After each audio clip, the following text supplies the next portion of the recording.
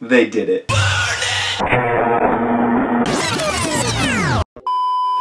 Shock the system.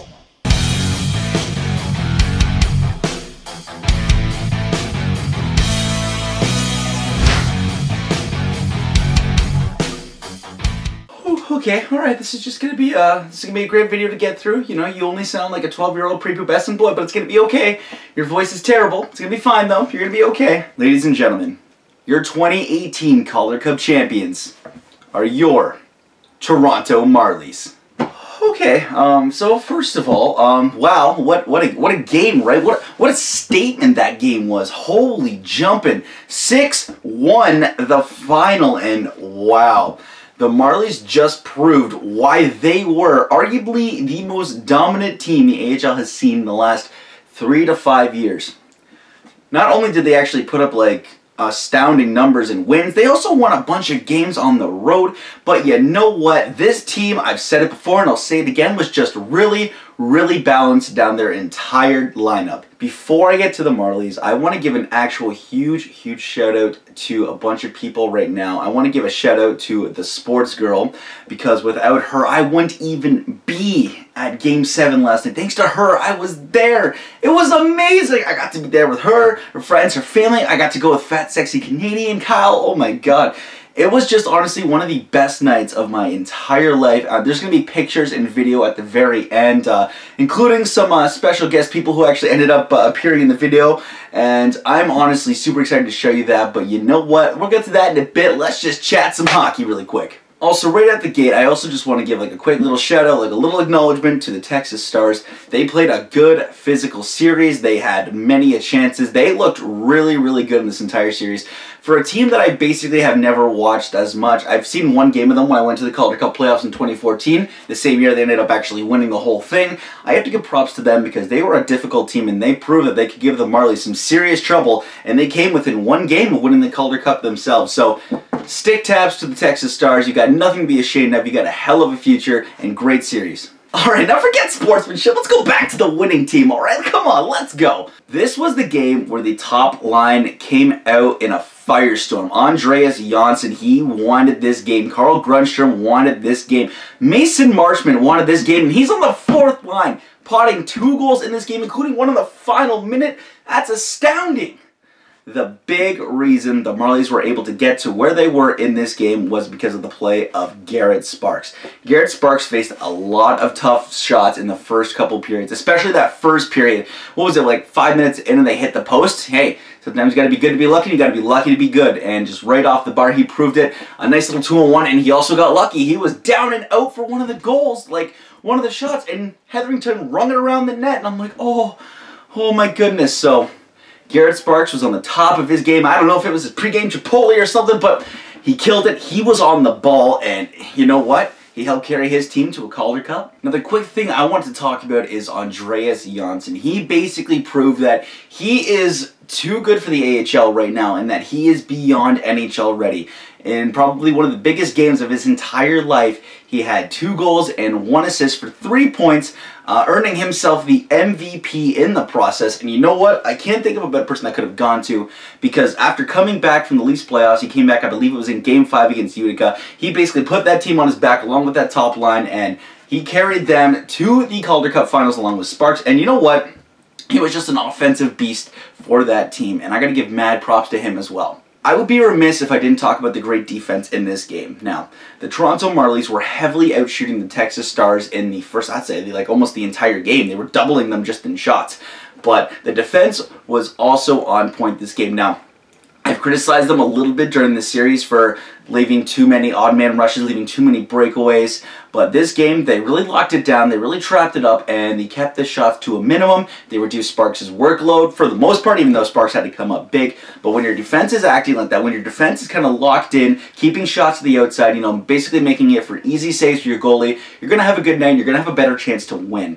And honestly, that whole defensive core, even Andrew Nielsen hopping in for Travis Dermott, he played a hell of a game, and I very much enjoyed his performance in the last three like kind of Calder Cup games. I'm sorry, I gotta talk about it. I gotta talk about that goal. Like, that is just embarrassing. I was on the side of the ice looking straight down at that net, and at no point did I see that puck cross the line. I saw it get close, but I'm looking at the net looking out, and I did not see that puck even going. The fact that there's people, even journalists, broadcasters, analysts, saying how that wasn't even a goal. How do you call that? If you're an official, you should be goddamn embarrassed. You do not call that a goal in a game goddamn 7 where it's, hey, that's only 3 goals, but they get that first one. There's time left to swing this whole momentum. You do not call that a goal. You are honestly a joke. That is a joke of jokes that you would call even anything remotely to that in. Like, Sheldon Keefe flipping out on the bench was great. Todd Crocker in the broadcast flipping it was amazing. Because you should not have a freaking job. Oh, God, yeah. You should not have a job in officiating if you were going to call that a goal. What, like, is that credential to be a referee today? If you can just, oh, the puck's near the net, goal. No. What is wrong with you? What is the matter with you? That was an utter embarrassment. Hand in your gosh darn card right now, and do not ever step on an ice surface again with stripes on your chest. Get out. Leave right freaking now. On a lighthearted note, aren't these towels actually pretty good? I think they're actually like ones that I've gotten before.